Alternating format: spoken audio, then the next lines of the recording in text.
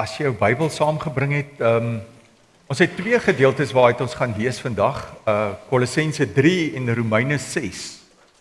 Romeine 6 vers 1 tot vers 14 van ons saam lees. Baie belangrike gedeelte. As 'n mens kyk na die Romeine brief, is die Romeine brief mos dit wat eintlik het Paulus, dit wil vir ons voorkom asof Paulus eintlik kom sit het en so 'n bietjie nagedink het oor alles, want hy skryf hierdie brief terwyl hy daar nog in Korinte is, en sy begeerte is om regtig na hierdie gemeente toe te kom. En hy is toe wel op 'n ander wyse soontoe as wat hy aanvanklik gedink het, want toe hy daar aanland, toe is hy in die tronk daar, maar hy skryf, dan som hy eintlik die evangelie op. So as jy die evangelie wil hê, dan kan jy dit lees, die kern daarvan.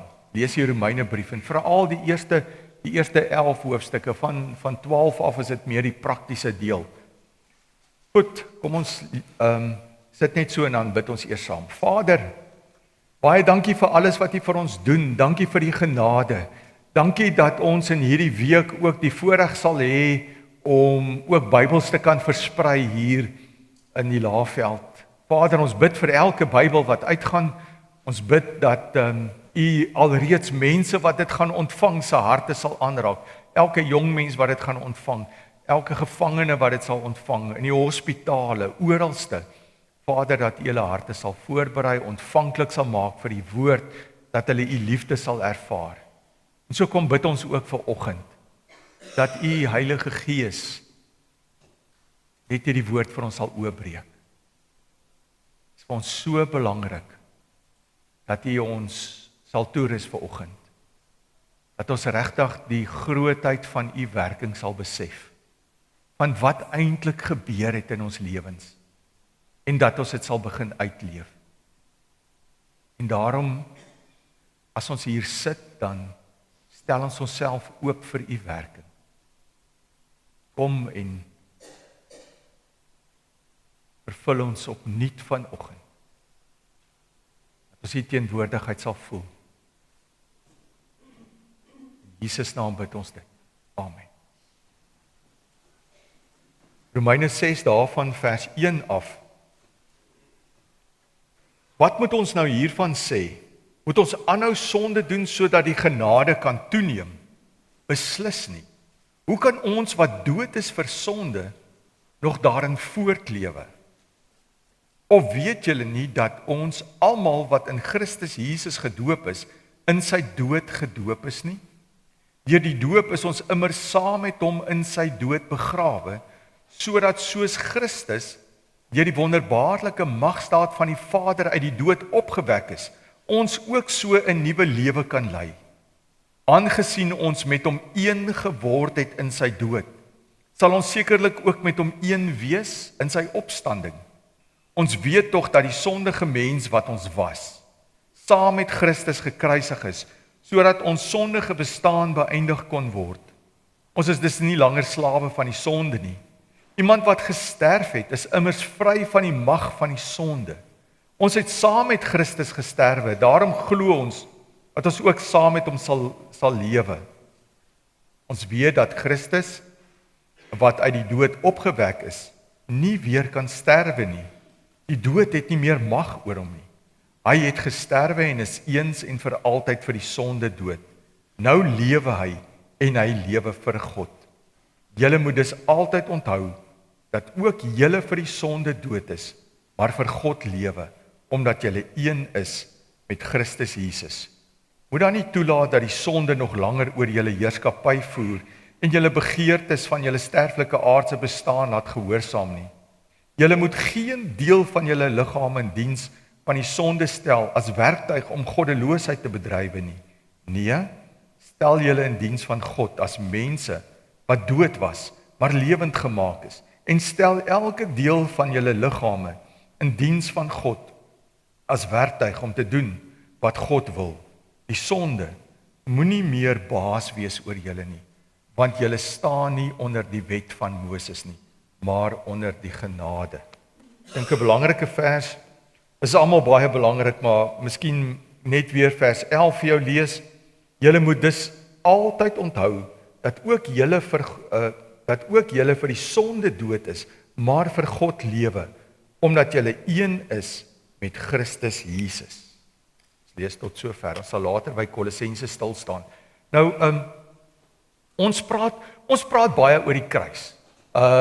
Ons het so ruk terug het ons die kruis hier gehad in die Paasfeestyd. Daar het ons die kruis, hier het ons 'n kruis. So oralste is daar kruise. Binne ons teologie en ons verstaan en ons funksionering speel die kruis van Jesus Christus 'n baie belangrike rol. Nou, sonder die kruis is daar nie vir jou 'n nuwe lewe nie. Want deur die kruis van Jesus Christus het daar vir my en jou nuwe lewe gekom, daar het verlossing gekom.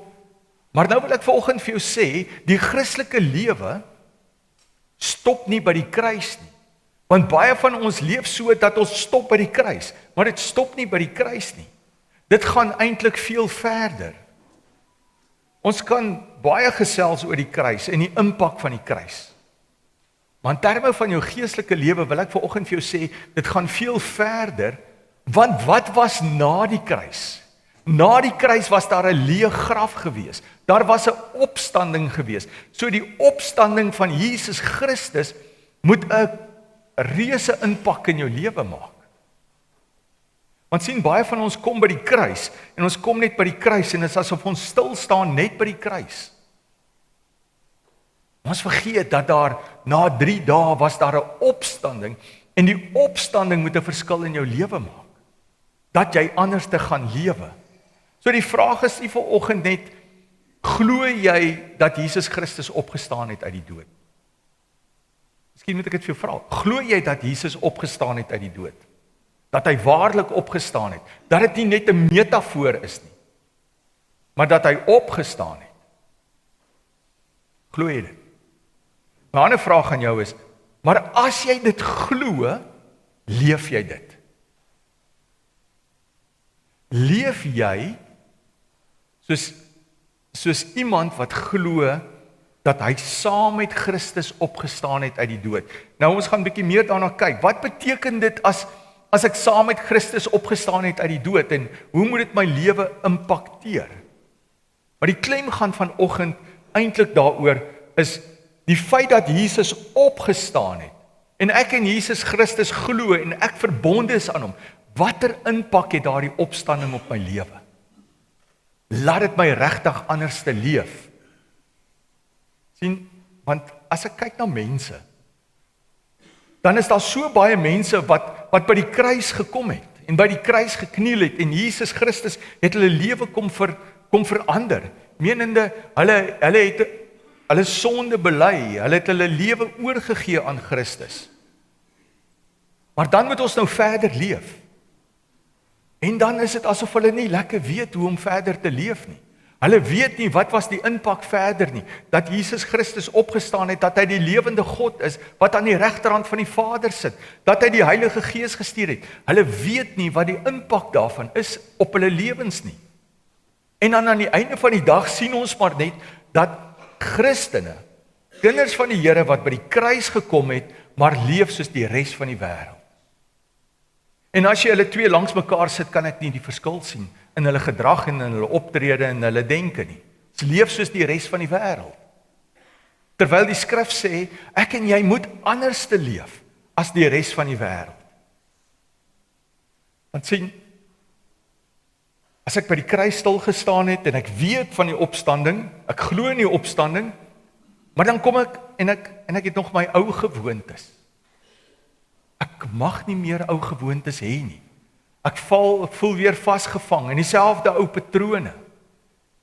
En op die ou einde vra mens vir mense die vraag, maar leef jy 'n oorwinningslewe? Leef jy 'n oorwinningslewe of 'n opstandingslewe? Leef jy dit?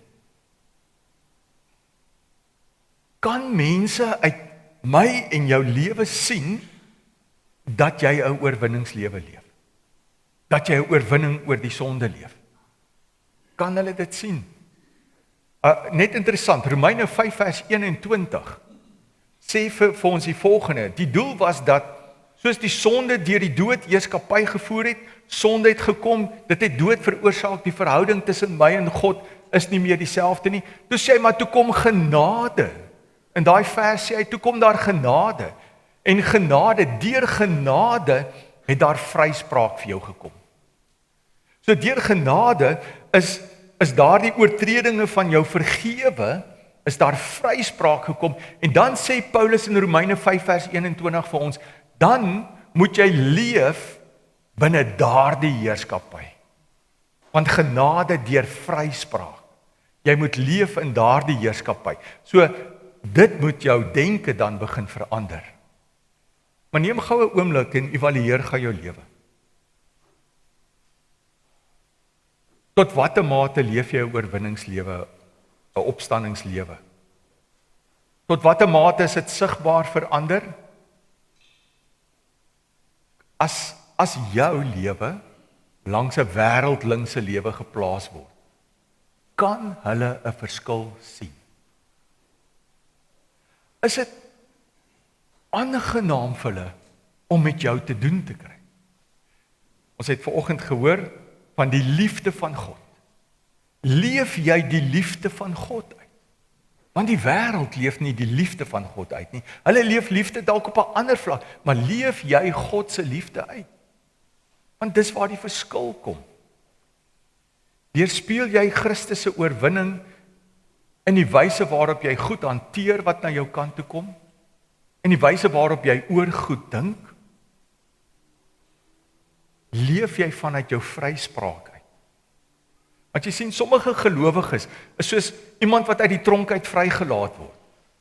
Maar wat net nie, die seldeure is oop, maar ons wil nie uitgaan en in die wêreld gaan lewe soos vrye mense nie. Ons kom maar weer terug.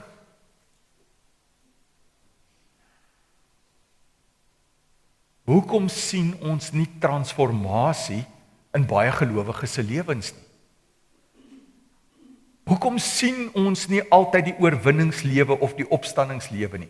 Ek dink baie mense verstaan dit eenvoudig nie. Wat regtig met hulle gebeur het nie.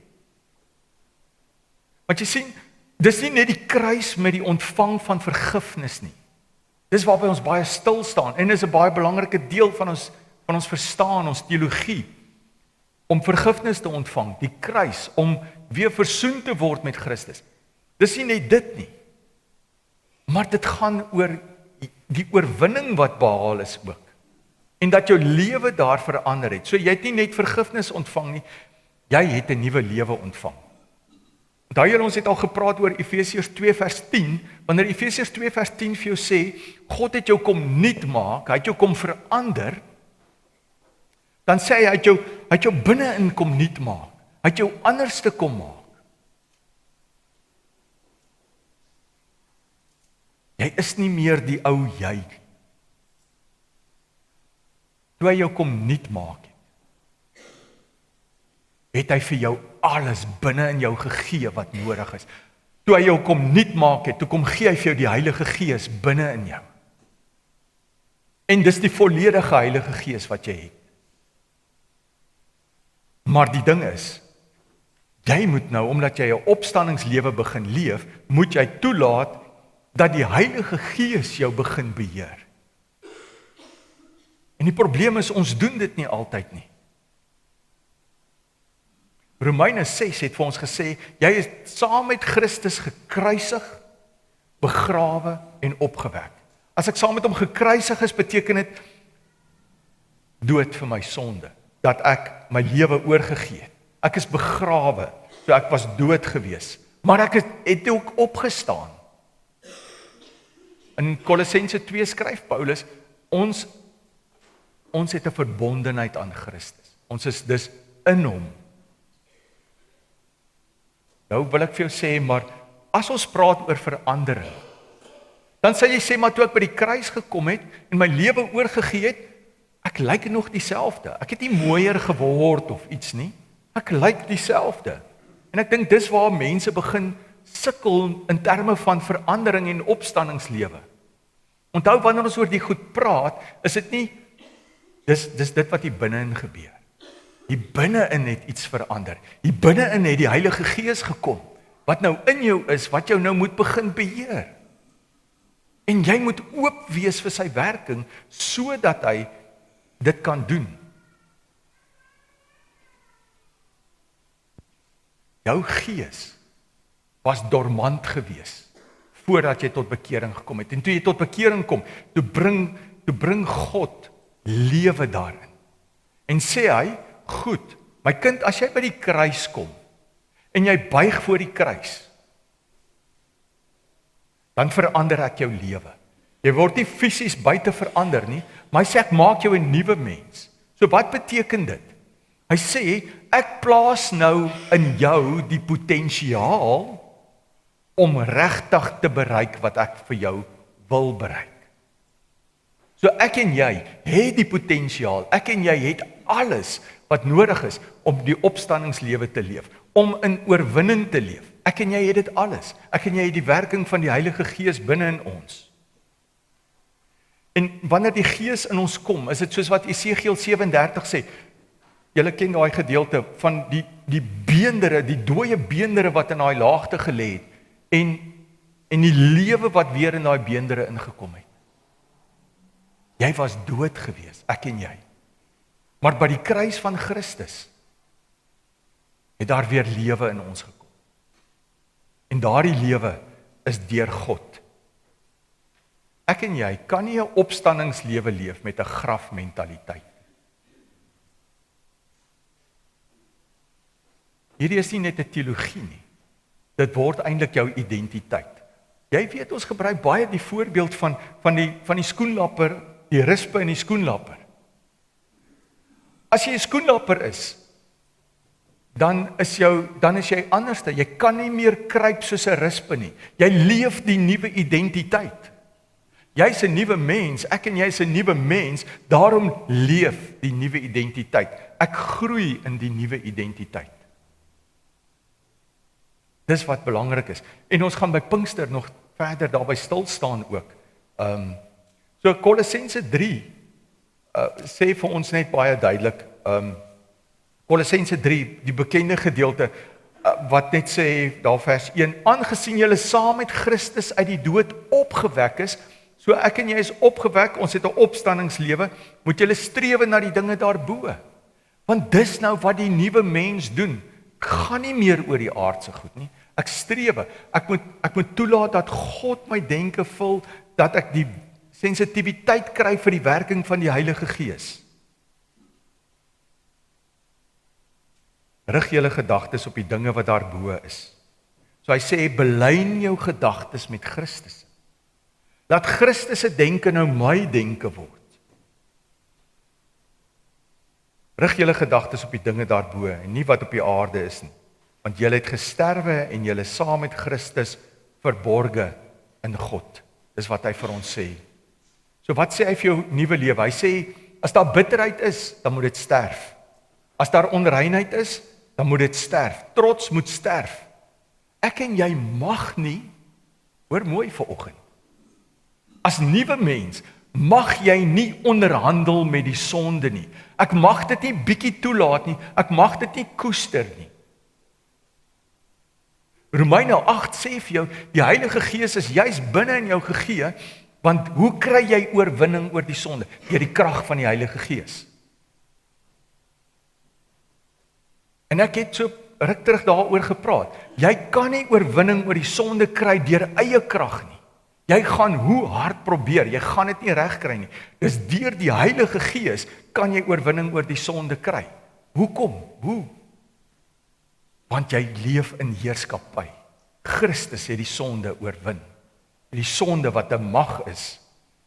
En so hy sê vir jou, jy 'n opstandingslewe wat jy leef, is 'n getransformeerde lewe. Dis 'n ander lewe.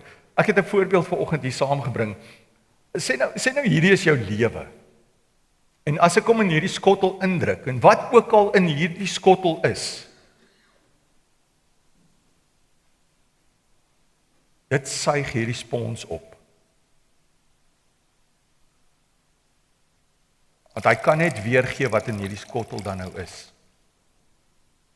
So, dis baie belangrik. Wat hierdie teks eintlik sê is, as ek en jy As ek en jy 'n opstandingslewe leef, en ek rig my denke na bo, ek belyn my met Christus, dan is dit wat gebeur. Ek is in Christus gedoop. Ek is saam met hom in sy dood, saam met hom begrawe, saam met hom opgestaan. En dit is wat gebeur, dit is wat ek dan sal vrystel. Dit wat Christus wil hê, ek moet vrystel. Nie wat die wêreld wil hê, ek moet vrystel. So dit beteken om naby hom te leef. Die Bybel praat daarvan, as hy mos nou sê, Kolossense 3 sê, jy moet jou denke rig op die dinge daarbo, Romeine 12 sê vir ons, dat God jou verander deur jou denke te vernuwe. So, iemand wat nuut leef, begin anders te dink. Want as ek anders te begin dink, begin ek anders te lewe. My fokus is heeltemal anders te. Want waar jou fokus is, daarheen sal jy beweeg ook. En as my fokus is net die sonde, nee, jy moet weet, jy het mag oor die sonde. Sonde is nie net die goed wat ek verkeerd doen nie. Sonde is ook daar die heerskappy wat oor jou wil kom.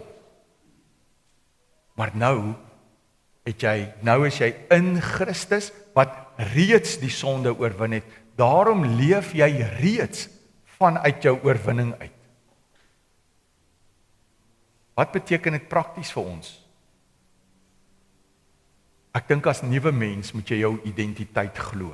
Dis die eerste ding, oor wie jy is.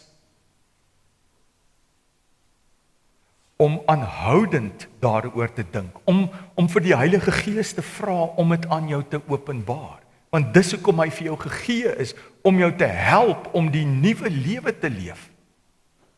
Nie die wêreld nie. So om te begin glo jy het 'n nuwe identiteit, te glo ek's nie 'n slaaf van die sonde nie, te glo dat ek nie meer vas aan my verlede nie, ek lewe vir God. Die tweede ding wat belangrik is vir so nuwe mense is om te sê nee vir die sonde, want jy het mag en heerskappy. Romeine 6 vers 11 sê vir jou, jy is dood vir die sonde, maar lewe nou vir God. Vers 12 sê, moenie langer toelaat dat die sonde oor jou heerskappy voer nie. Jy regeer soos 'n koning daaroor. Te sê, Here, hier is ek, gebruik my.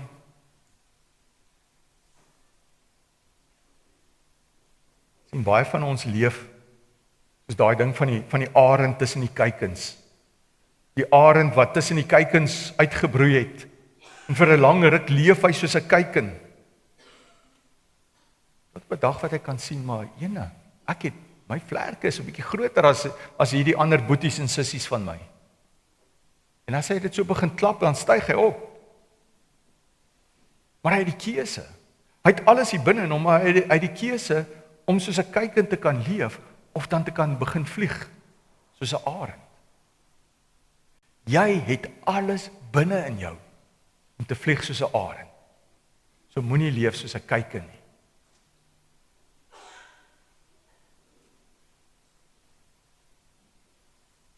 Ek wil vanoggend 'n laaste illustrasie doen, om dit net vir jou te wys.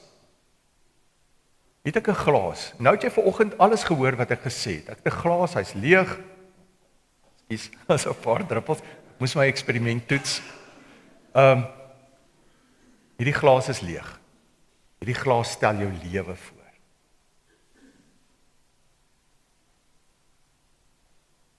Jy kan jou lewe kom volmaak met jou eie denke. Jy kan dit volmaak met wêreldse goed. Jy selfvoldaan, noem dit maar op. Die lewe raak vol daarvan. En dan kom ons sê hierdie is die Heilige Gees. As ek so kyk, is daar nie meer vir jou plek vir hom nie. Want my lewe is vol ander goed. Vol ander goed. So hoe lyk jou lewe vanoggend? Is dit vol ander goed? Hoeveel plek het jy vir die Gees? Want die Gees wil graag inkom. Want wat gebeur? Ons kan vergifnis kry. En hy sê, maar jy moet leeg word. So, in Christus gooi ek dit uit. En as ek leeg is, en ek word leeg van myself, leeg van wêreldse goed, dan is ek oop. Ek bely my met Christus. Ek begin my nuwe identiteit leef. Dan word ek vol van die Heilige Gees. En as ek mooi gaan lees, dan sê hy gebruik die Griekse woordjie plero. Hy sê, eintlik moet ek dit nou nie hier doen nie. Hy sê, wat gebeur dan, as jy kan kyk? Hy sê, dit loop oor.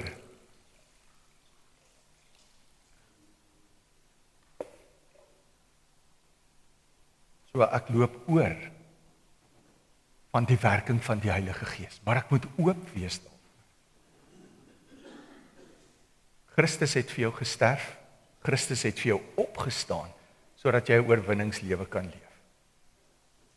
En al wat hy wil hê is, om net vir hom te sê, hier is ek wil dit leef. Daarom op 'n daaglikse basis, maak leeg wat nie daar moet wees nie, sodat jy die volheid van die Heilige Gees in jou lewe kan voel, en sodat die volheid van die Heilige Gees in jou lewe kan werk, en dit sigbaar kan word in die wêreld daar buite.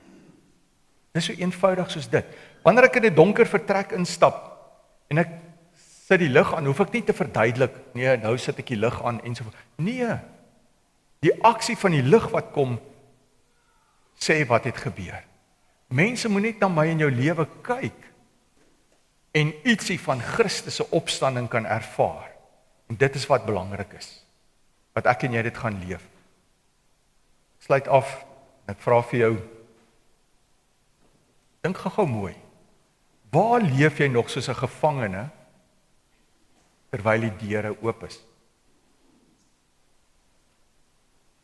Waar leef jy nog soos 'n hoender, terwyl jou identiteit 'n arend is?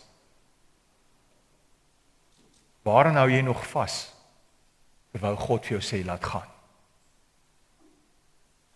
En dis die goed waarin ons moet, want dis die goed wat die werking van die Heilige Gees keer, sodat die volheid van die Heilige Gees nie in ons lewe altyd na vore kom. En my gebed is regtig vir jou, dat jy net vir die Heilige Gees sal vra.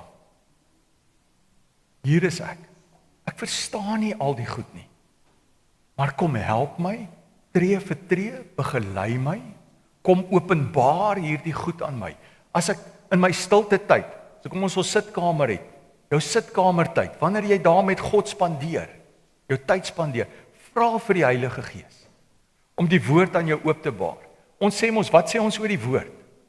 Dis Gees geïnspireerde woord, dis deur die Heilige Gees wat hierdie woord gekom het. So vra vir die Heilige Gees om dit ook vir jou te gee, om dit ook aan jou te openbaar, om jou te help hoe om te leef. En dan gaan ons iets anders sien. Dan gaan ons iets anders ervaar ook.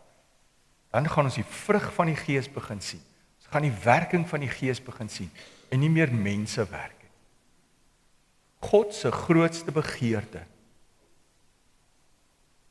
is dat jy net sal oop wees vir sy werking, dat hy jou volmaak tot oorlopends toe. Dis sy grootste begeerte. Hy wil jou tot oorlopends toe volmaak, sodat jy anders te leef. Wil jy so leef? Wil jy daai lewe hê? Jy het dit reeds. Kom ons bid en vra dat die Here dit opnuut sal aktiveer net weer in jou lewe.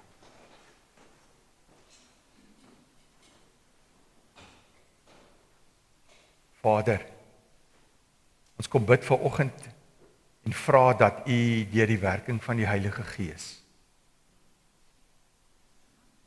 dit opnuut in ons lewens sal kom bevestig, en dit op ons harte sal druk, en ons gedagtes sal omvorm, sodat ons die opstandingslewe sal leef, sodat ons in heerskappy, U heerskappy sal leef, sodat ons vanuit U oorwinning sal leef. En ons Vader, hier is vanoggend mense wat sukkel met 'n klomp goed. Dis mense wat eintlik soos kuikens leef terwyl hulle arende is. Mense wat weer teruggaan in die tronk terwyl hulle vry is.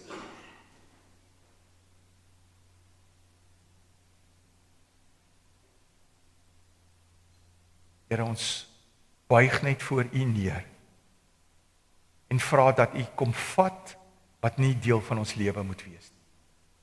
Kom vat dit weg. Ons gee vir U. Heilige Gees, kom openbaar dit aan ons wat hier moet wees en wat nie hier moet wees in ons lewens nie. Sodat ons die volle werking in ons lewens kan sien en kan voel. Ons bid vir die gemeente. Vader, dat U ons gemeente sal lei. Dat ons gemeente net sal opkyk na U in afhanklikheid. Ons bid vir elke jong mens, elke senior mens, elke gesin. Vader, dat U ons sal beskerm, maar dat U ons sal help om 'n opstandingslewe te leef tot U eer. Ons gee aan U die eer, Here. In Jesus naam bid ons dit. Amen.